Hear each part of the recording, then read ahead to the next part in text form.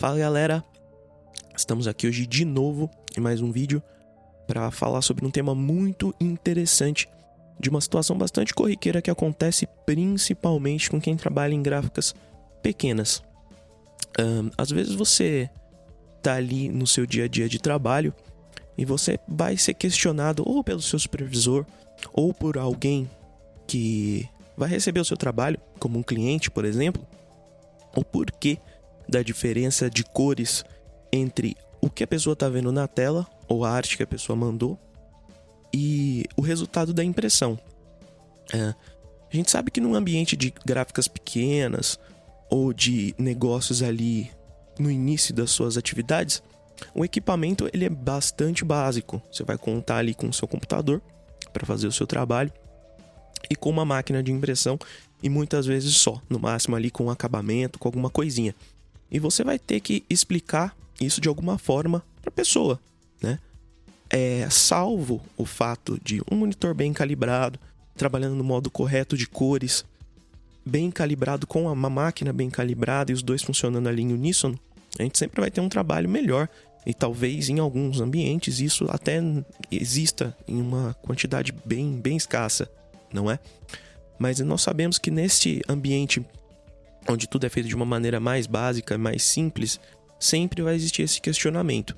Uma das formas que nós temos para explicar isso é explicar a diferença entre RGB e CMYK, até porque é uma coisa muito comum se receber artes em RGB para fazer impressão.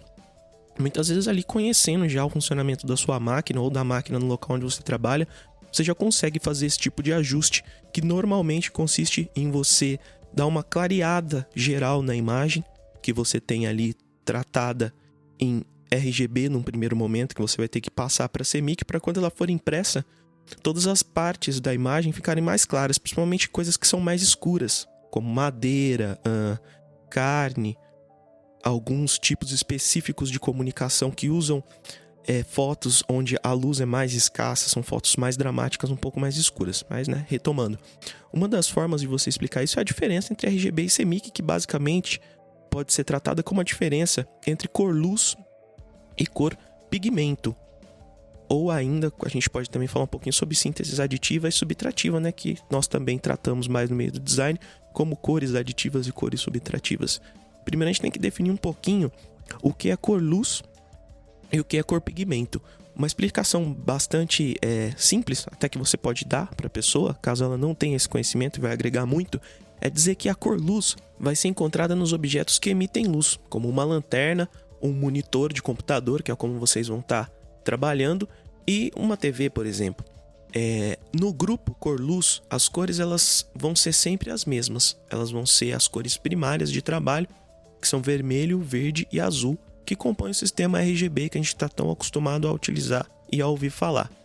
Quando você combina essas três cores, você vai ter sempre o branco.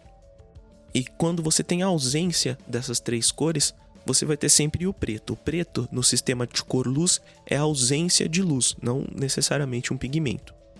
Assim como cores pigmento, quando você misturar duas cores primárias que são cor-luz, você vai ter uma cor secundária. Entretanto, a luz branca não é composta só de uma ou duas cores, ela é composta de todas as cores. Entretanto, só cores visíveis, partindo das cores básicas, que são vermelhos, verdes e azuis. Então você pode ter luzes de todas as outras cores, com essas cores, inclusive o branco. Já a cor pigmento, que tem a ver com a impressão, ela já se refere a algumas substâncias que se usa para fazer alusão aos fenômenos da cor-luz ou imitar a natureza. Essas cores elas podem vir de diversas fontes, elas podem ser extraídas da natureza, de origem vegetal, ou então elas podem ter uma origem mineral, ou uma origem animal, origem sintética, resultado de diversos processos. E aí você vai ter como origem esses pigmentos.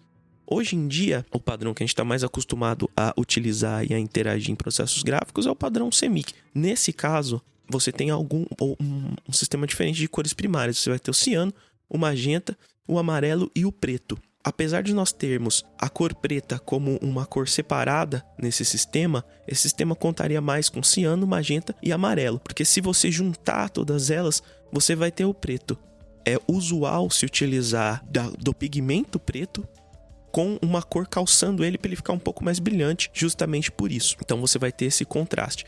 Com essas 4 cores, você tem um equipamento gráfico que consegue criar qualquer tonalidade. A mistura é feita de uma forma subtrativa. Por que subtrativa? Conforme você vai adicionando pigmentos, a reflexão das cores ela vai diminuindo. Então você vai ter uma tendência para o preto. Por isso, cor subtrativa. Resumindo bastante, em um modo de cor você adiciona luz e no outro modo você vai tirando luz conforme você vai inserindo cores. Aí agora a gente pode falar um pouquinho sobre síntese aditiva e síntese subtrativa, que seriam cores aditivas e cores subtrativas. A gente chama de síntese aditiva ou cores aditivas justamente o processo de você somar 2 cores para você obter uma terceira cor.